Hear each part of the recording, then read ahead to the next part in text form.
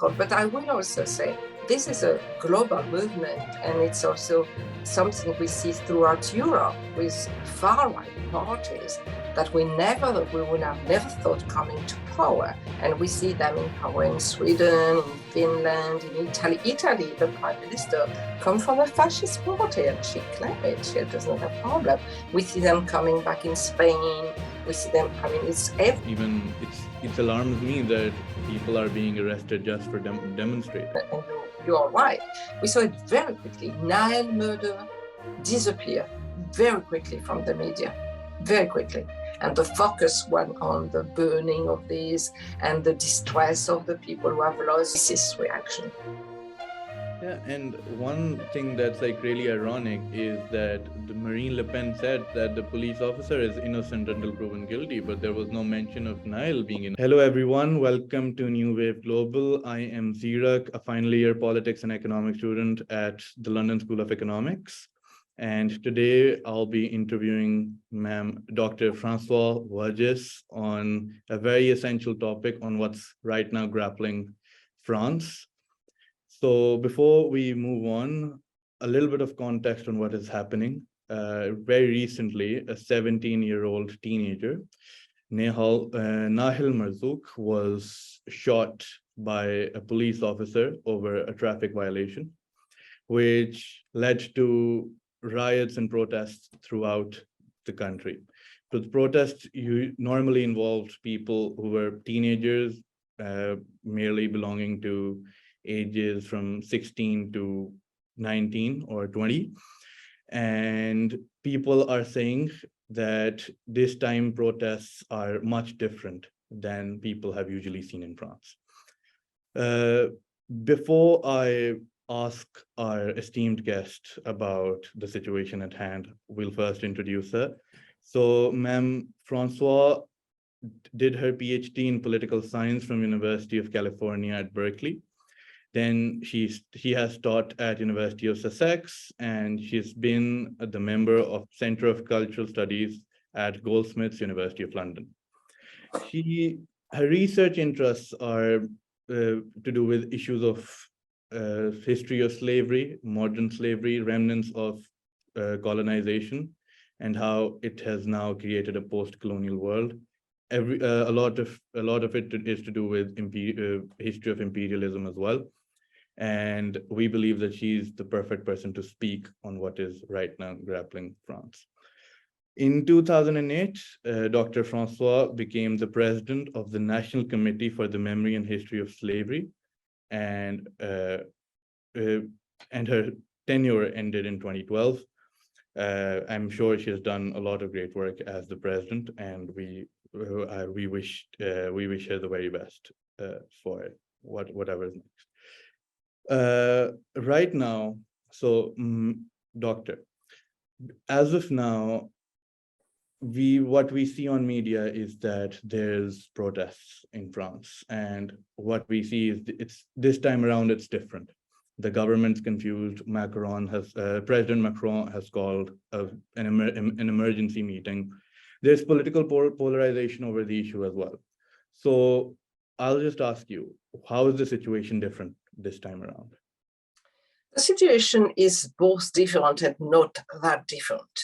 Mm-hmm. What is different is, for instance, the youth or the young people who revolted everywhere, the incredible violence of the police also, and the accumulation of murder by the police, and the answer of the government. I mean, the incredible incapacity, ignorance, and impossibility to understand the revolt.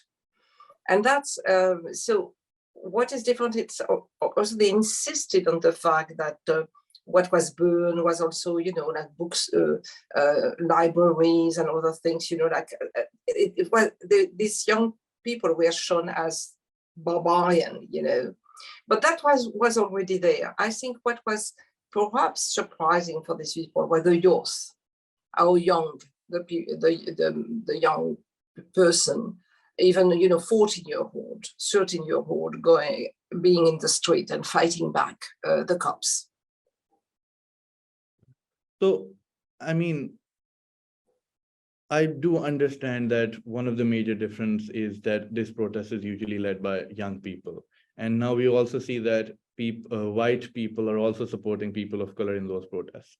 But there's the other side, which are the police unions. And then there's the far-right political parties, one of them headed by Marine Le Pen. And they've sort of, in some ways, even they've come out in support of the police officer who shot, saying that he was doing his duty. And there was even a fundraiser created to help him fight his legal battles, even though which is against the law as of now. So, I mean, given under these circumstances, how prevalent is the far right narrative? Is it winning? Is it like, is the protest the narrative, trumping that narrative? What's going on?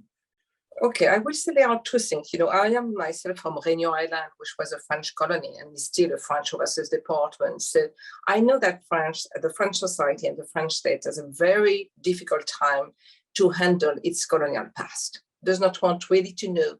I mean, they accept that there have been history, that there have been slavery. They finally accepted it, but it took even a long time. But even if they accept that, they still don't understand what it means, what it really entails. That racism is structural, it was institutional, and the institutions of the state are being contaminated, by racism. And of course, the police, which we know through history, repress very violently any insurrection, any dissent, any discontent in the colony, and also, of course, in France proper. So there is already this genealogy of a very structural racist police. During the war against the desire of Algerian people to be independent, the police in France acted, captured people, kidnapped people, tortured them in Paris, in the police station of Paris, and killed them. And there was a demonstration on October 17, 1961, when dozens of Algerians were thrown into the Seine and drowned alive. So what I will say, the government, all government, left and right, I have to say, even if there is some difference, have not really confronted that structural racism within the state and within its institution. Has also brought, of course, a lot of people to work to build France, from North Africa and Sub-Saharan Africa and the overseas territory, and treated them like nothing, living practically in ghetto. And these people are poor, live in very bad housing, are confronted with a lot of discrimination. And there is this total obsession in France since 2000 with the veil. Very strong Islamophobia, led also by white feminists. And so this context shows that, there have not been a decolonization of the French society. But then we have been working a lot in anti-racist collective. I say we because I've been part of it. And effectively, as you were saying, the left, a part of the left, not all the left, a part of the institutional left have started to understand that racism is not just about opinion, about some bad people on the far right, but really deeply in the society. And one thing also, as you were also suggesting, there is a really turning to the far right, even by official party of the right.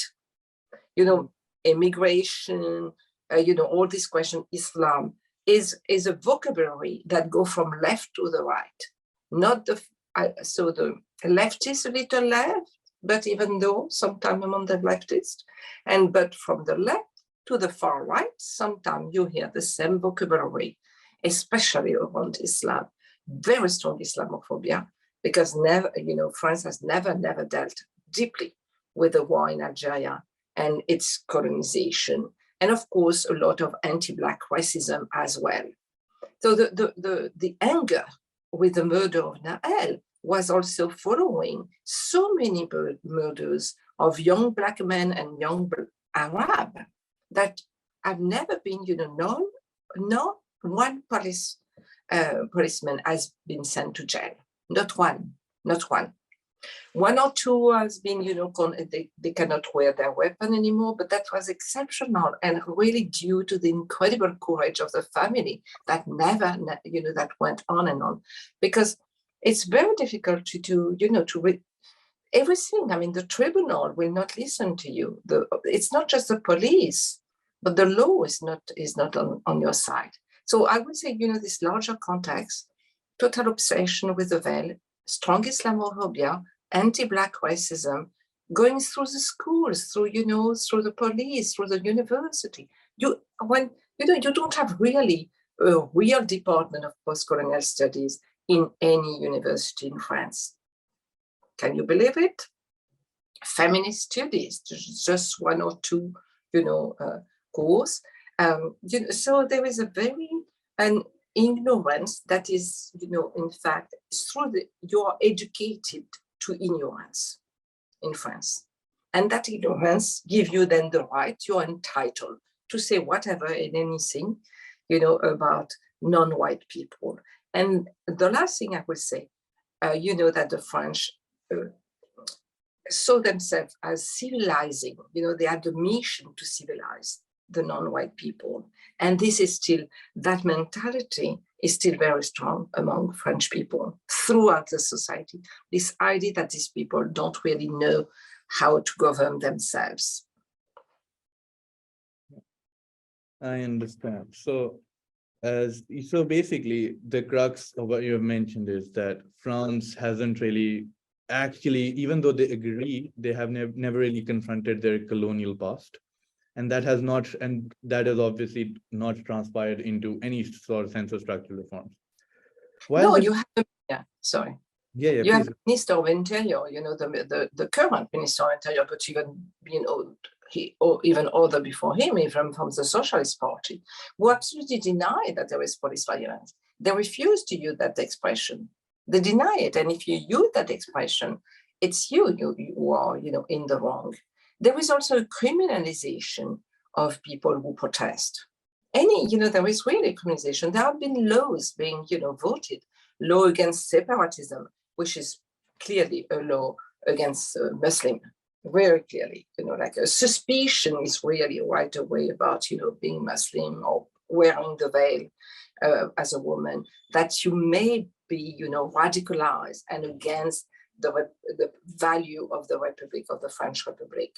So there is a very, and among the people who are in power, very strongly, very, very strongly, even when they say that they are from, like Democrat or whatever, very strongly.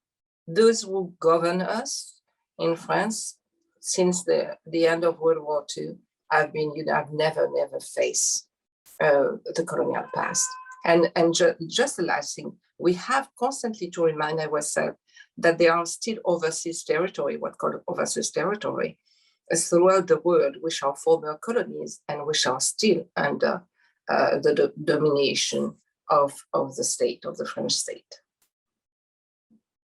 So you have mentioned that the Minister of Interior, even one who is in power now and the one before him, they deny any semblance of police brutality.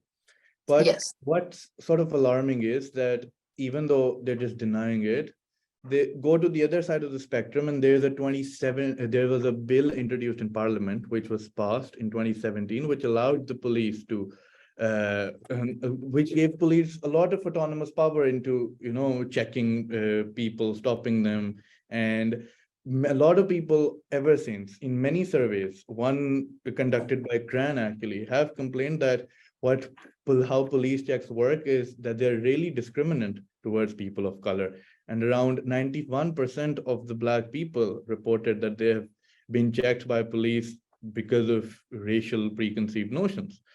So given all of this, my question is, isn't there any sort of political support for the left within the Parliament of France when that can sort of enforce structural reforms on that level? Because we see these bills passing with comprehensive majority, while President Macron, although he's not far left, he still campaigned on a relatively liberal mandate. So I'm just sort of, so how do we go from here? What's the Yes. political support for these people? Yes, you're right. I mean, we have to understand that there was, in the government, in the Macron government, you have a lot of former people who were members of the French Socialist Party.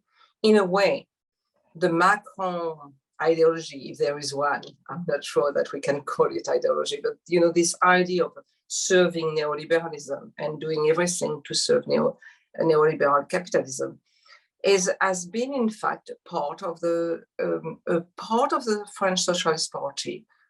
Agree with that.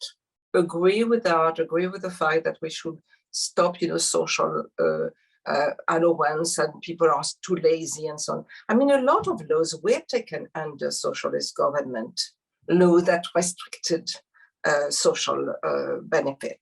And even, under Hollande, who was president from the Socialist Party, there was this idea of taking away the French citizenship from people who were not, who were attacking the French Republic. And this was, from the left. So within the left, and there is a big battle right now, within the left, there has been really also agreement and with that, the idea that the police is in fact serving the people, and it's just a story of bad apples that should be taken out, and that's no problem with that. Remember that the law against the veil was taken under socialist government, and the law, effectively, the law that you mentioned in 2017 was under socialist government that effectively gave permission to cops to take their weapon and to use their weapon in the case that they felt threatened when they stop and search and so on. And of course, they always feel threatened by anything, whatever. And they always, right. I mean, yeah, they got support from the minister and from the president, but they did also under the previous government, which was which was from the Socialist Party. So yes, in France, there is a very big struggle for years now to bring the fact that, that racism is not, as I said, an opinion. And then anti-racism is not just to fight against bad opinion and people who are stupid and don't think. We say that, no, it's a political battle. It's a political battle. And because it's structural, has nothing to do with one or two bad apples. I mean, the point is, if you join the police, you don't have much choice. And you have had 2 or 3 testimony by former cops saying that they did not have much choice. And then if they wanted to remain cops, when they will move to administrative duties or whatever to avoid the fact of being, because there is, of course, there is a lot of pressure. And the last thing, the police union are very strong in the fact that they are able to really pressure the government into taking their defense. Really, they really blackmail the government. Even, after the murder of Naël, they blackmailed the government. The government started to say, okay, we will, nonetheless under the pressure, and they say, be careful, we will not, if you condemn us, we will not move, and you will not be protected. And since they are called upon to crush any even demonstration, against the reform, the pension reform, they were extremely violent, or against the yellow jacket. So the government is really hostage of the police, because in fact the police protect it. It's a militia protecting the government. So, as you've mentioned, that racism is not just a debate topic that is need to be, discussed on media and everything. It is very deeply ingrained within the society on an economic level, even, because we see market fragmentation in which people of color are severely disenfranchised. But you've mentioned that now, even you as part of some civil societies civil society groups have been pushing for structural reforms or actual tangible and putting in tangible effort to see practical change. Now, you mentioned that the police unions are really strong and they hold the government hostage at times. So what's next? How do you deal with that? Like, and how do you deal with that politically when President Macron actually seems like he's someone who might want to push for reform? But then obviously how the French political system structured is that you have the president, but you also have the parliament, and the parliament has their own prime minister. And then there are different lobby groups there. So how do you stop the lobbying? Yeah, well, you know, the president himself is not ready for, I mean, the reform that Macron wants to do, it's our reform that will restrict liberties and restrict effectively, you know, the right of workers to strike and to, I mean, he's a very neoliberal, you know, he comes from that ideology of, you know, of more flexibility. So he's not, we cannot, you know, count on him. And the parliament it doesn't have a majority, but the right is very vocal and has become very vocal. But I will also say this is a global movement, and it's also something we see throughout Europe with far-right parties that we would have never thought coming to power. And we see them in power in Sweden, in Finland, in Italy. Italy, the prime minister comes from a fascist party, and she claims it. She does not have problem. We see them coming back in Spain. We see them, I mean, it's incredible. I mean, people we never, in Belgium, in Denmark, in Holland. So there is a huge backlash in Europe, but even I will say global backlash against all the little win that, you know, anti-racist movement, feminist movement, a right to land movement. I mean, all this movement won a little. And so there is a very strong backlash. So France is not foreign to that, you know, France is within that larger movement. And so I think we have to fight. As I said, they are criminalizing, you know, everything. Even environmental activists are criminal. You know, they are called eco-terrorists just for protesting against agrobusiness. And agrobusiness is a powerful lobby in France and in Europe, in the European community. So yes, we have real enemies right now. And one of the things is like to continue to fight and to educate people and to learn also perhaps new forms of fighting, because some of the forms are not, when you're confronted with incredible, I mean, people, you know, being sent to jail, you know, for just demonstrating, or being mutilated, losing their eyes, losing their hand, and so on. So we have to perhaps to reflect on other tactics, not just this one. And there is, what I will say, that there is a lot of young people in France that are realizing, are becoming very active. And so there is a strong, you know, really a strong concern. So not everyone will be necessarily on the front line. And I don't think that battle is just a front line. There are many ways of fighting and many forms. But I do see a lot of young people.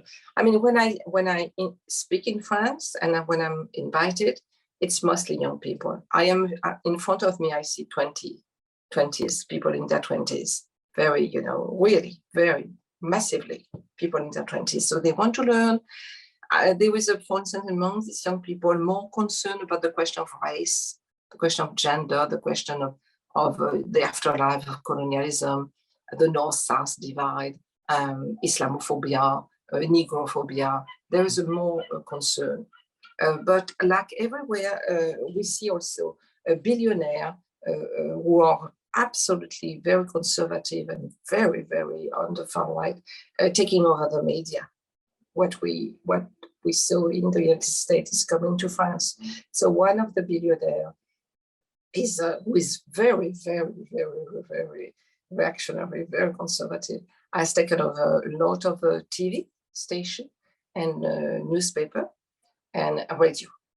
So kind of the Fox phenomenon that we witness in the US is happening in France right now. And this is also incredible has quite power, because, you know, it's a 24-hour, 7/7 news, you know, film, TV, radio, and newspaper. So some of the newspaper, which used to be, you know, like, I don't know, like The Guardian, or, you know, like this kind of newspaper, like national newspaper, are taken over by billionaires who impose their, you know, their ideology. Yeah. And like reading France's history, it is one of the countries that has actually championed democracy and given the world the ideals of due process. And now there's still even, it alarms me that people are being arrested just for demonstrating and protesting. Yeah.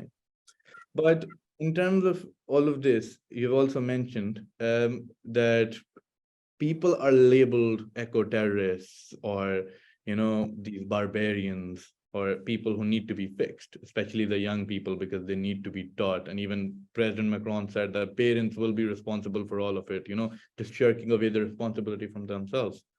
And when you go to any news article and you see words like riots and looting, you take away the sympathy from the protesters who are actually victims in this case.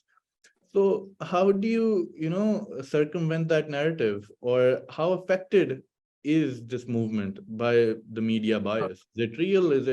Do we have good media, or is it just, you know? Yeah, you're right, Derek, and that's very important, because we have to fight against, I mean, there are many fights. First, you know, it's not because a young person would have done whatever, I don't know, smoke some, you know, grass, whatever, that they deserve to be killed.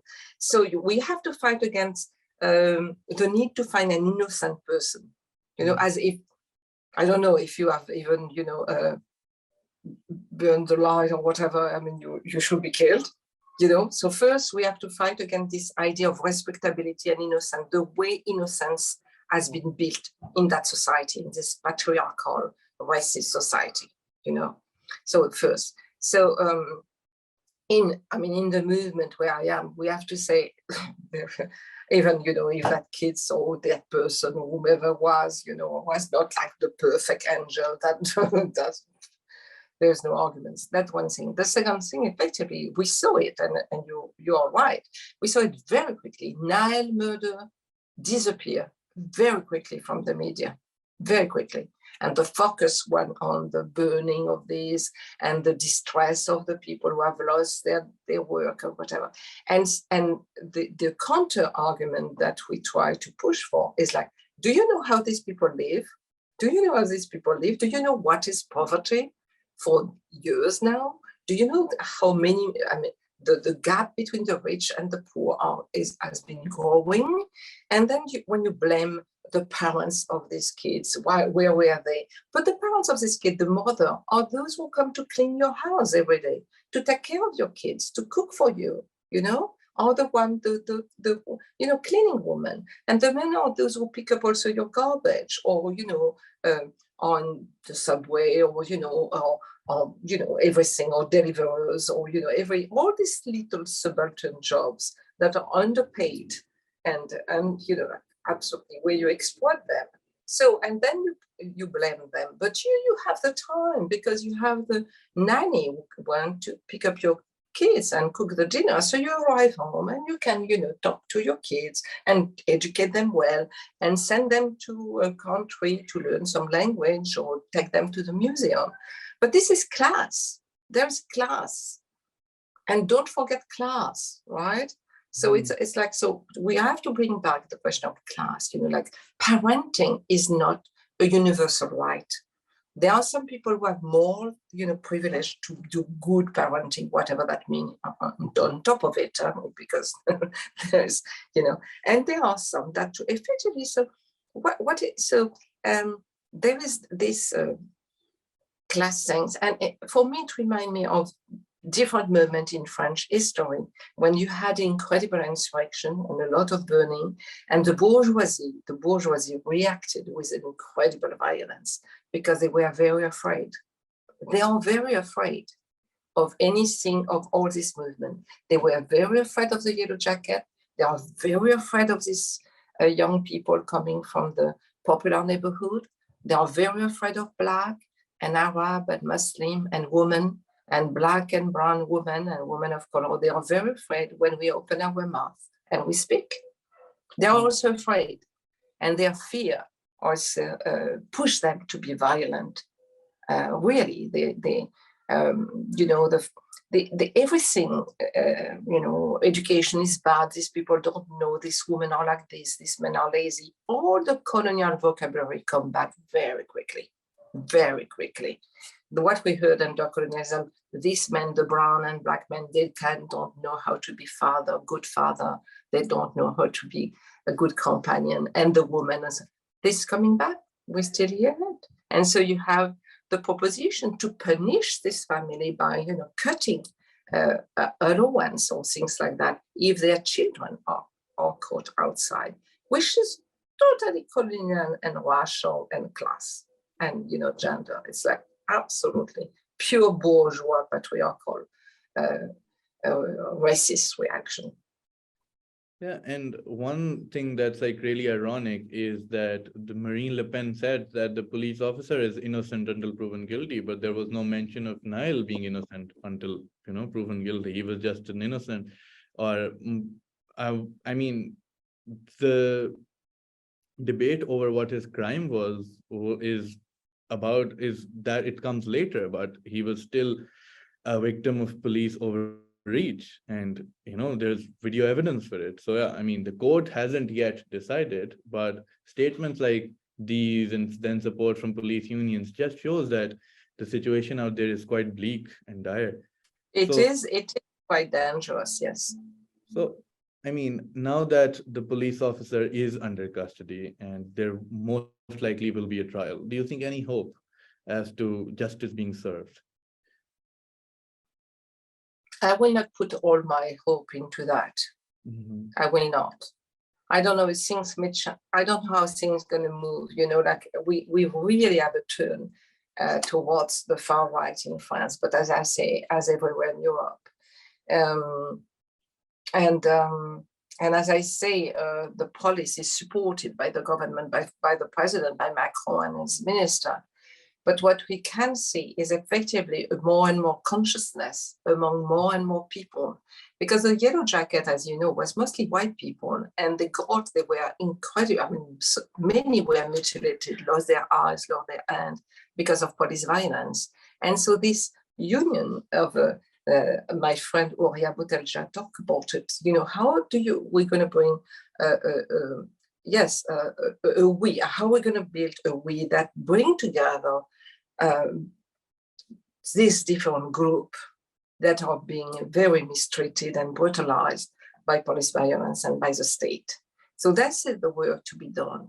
And effectively, you have more people who understood what was happening.